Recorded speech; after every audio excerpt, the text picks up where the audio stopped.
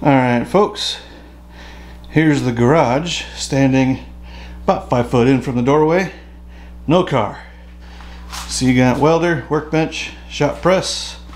We got me the firewall section so I can do things that need to mount to the firewall on the car without having to remove the things that are in the way and prevent the car from running. So the car can stay on the road and can continue driving and running around town, and I can make brackets and such without the engine transmission in the way. Got some stuff, block, compressor. There's the beast, which is not a beast, it's grandma. We got grandma, there's grandma. Alright, we got tripod in the way of filming. There's our lawn corner. There's the whiteboard, which we'll have a video about.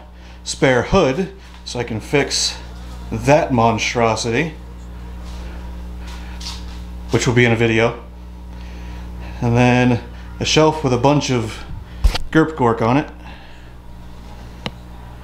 Lots of Gerp Gork on it. Cabinet for things. Got a press on a tire. You can see just enough room for a small car. And that is the garage shop.